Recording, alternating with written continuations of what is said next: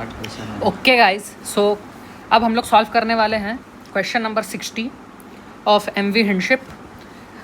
ये क्वेश्चन है writing moment using के एन वैल्यूज़ का। बहुत आसानी से ये क्वेश्चन बन जाएगा।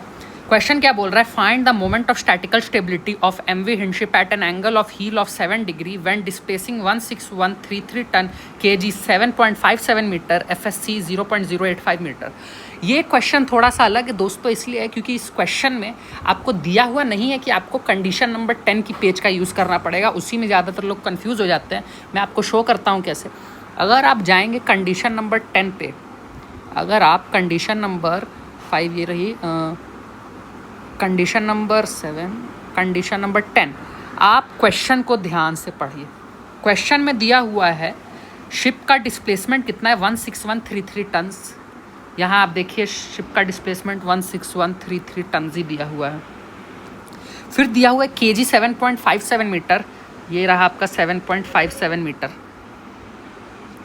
फिर रहा आपका एफएससी 0.085 मीटर, ये भी आप चेक कर सकते हो। जब आप 1372 को डिवाइड करोगे 16133 से, तो आपको क्या मिलेगा, अप्रॉक्सीमेटली आपको मिलेगा 0.085 मीटर। सारी वैल्यूज़ मैच कर रही हैं किससे, इसी कर्व से।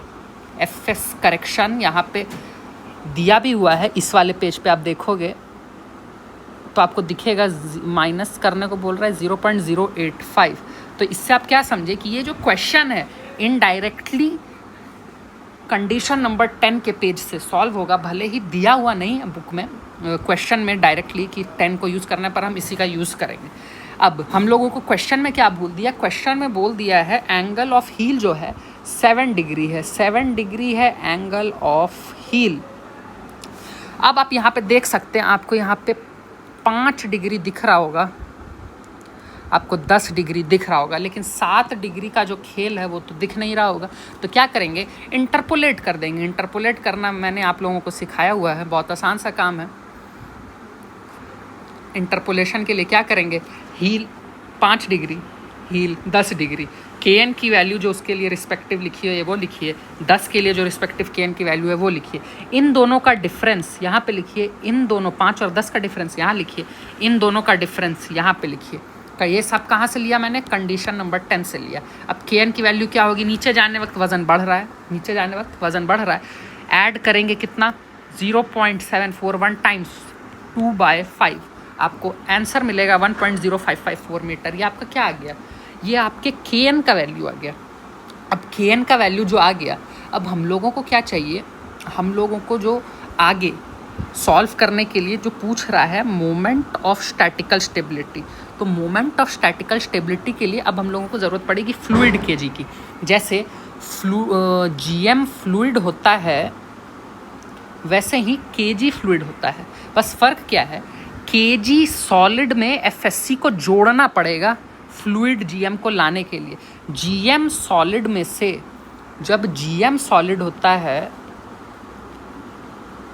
तो उसमें माइनस करते हैं एफएससी जीएम फ्लूइड पाने के लिए।